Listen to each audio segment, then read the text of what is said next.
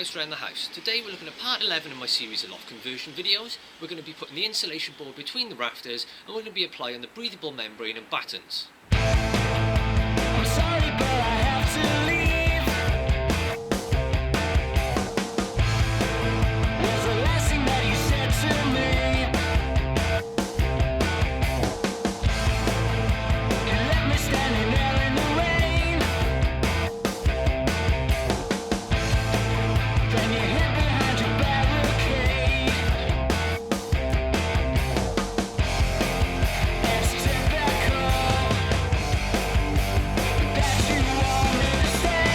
You miss my face still hanging around, yeah. You miss my face still hanging around, yeah. I'm sorry, but I have to breathe.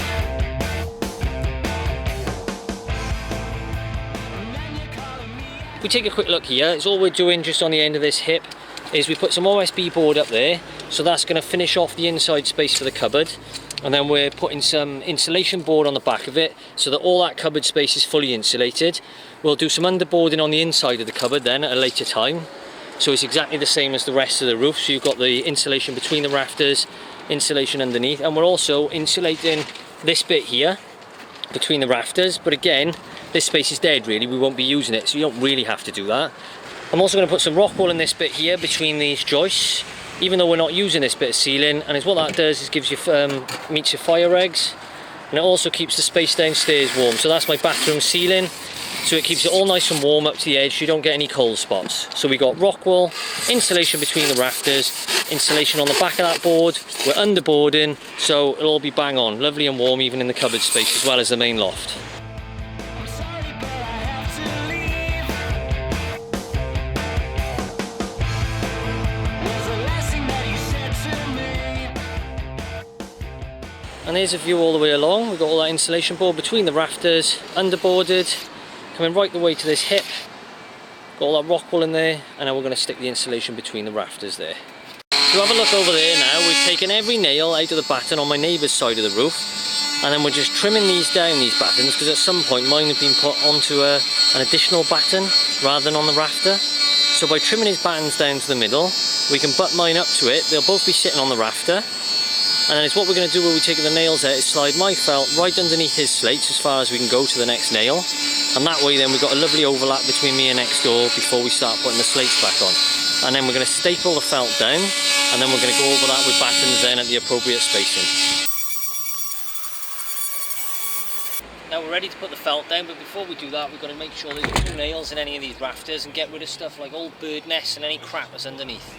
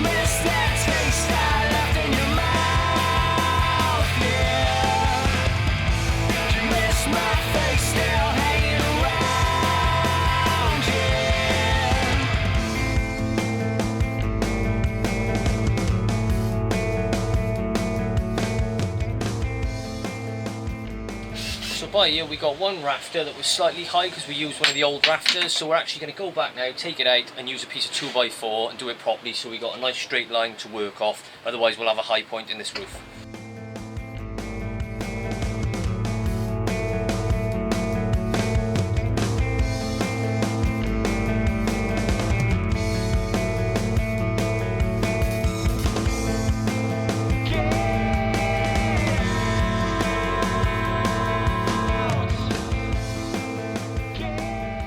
Right, so we've been levelling up these rafters and we've done it now at last on this side of the roof. So if you come here, I'm just popping my head out here of one of the skylight holes we've created, and you can see there that all those rafters now are bang on down there, and you can see how they just gently slope into the old gradient of the roof down there. And as I've explained earlier, this top bit was a bit bowed, where over the years the roof had dropped a bit. When you get down the bottom, it's more or less bang on.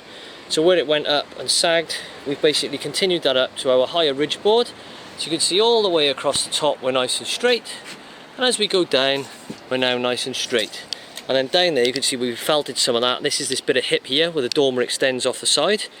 So we've just had a quick tidy up in here.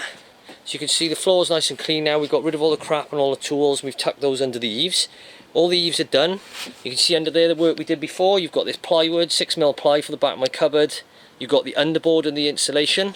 When you come up on top, you've got your insulation between the rafters.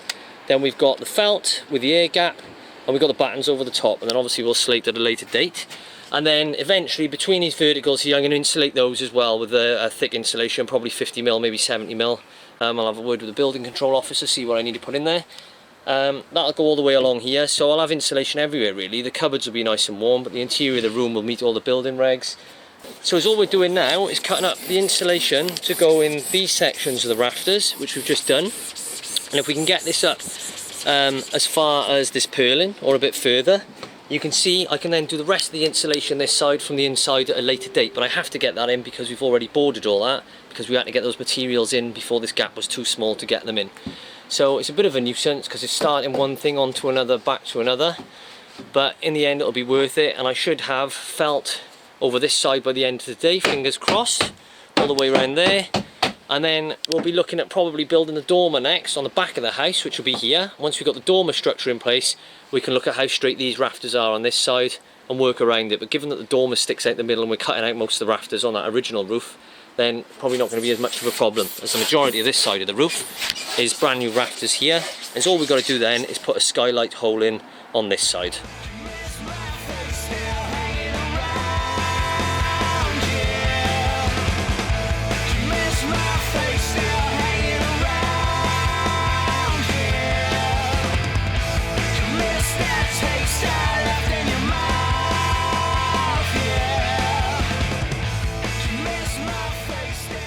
Something I just wanted to show you quickly. If you look by there, if you've got the insulation gets a bit springy and it's trying to stick up, Big Pouse showed me this trick, is you just whack a nail straight into the side of the rafter there and just bend it over.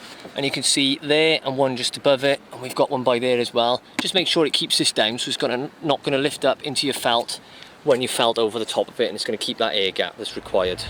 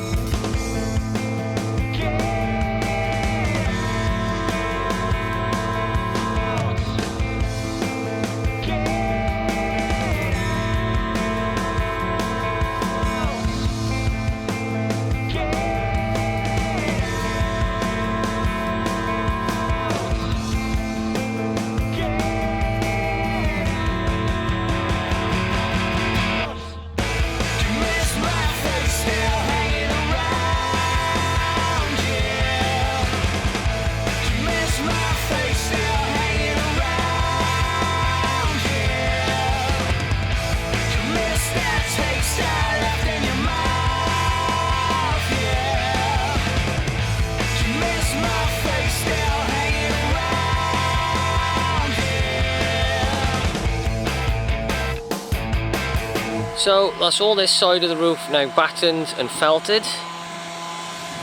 We've overlapped here on the diagonal, on the hip bit. You can see on the cheek of this dormer, we've gone up with a one bit of felt underneath. We've come back over the top with this one. If you look at the top there, we've overlapped the felt over the ridge, so when we do this side, we can go back over the other way, and then we'll put one final bit over the top, so that'll be lovely and watertight. And then all this bit by here, we've left. We haven't stapled it or nailed it yet, because when we do these cheeks, we can bring that down over the top, and we can do a little bit of overlapping down here, and make sure all this lines up with the battens right the way across, so we got a nice straight slate line right across the bottom. We've overhung the battens all off the ends. Obviously we've still got this ladder to do there, where we extend it out so we can put some fascia board and soffit board, and then we can secure those battens down.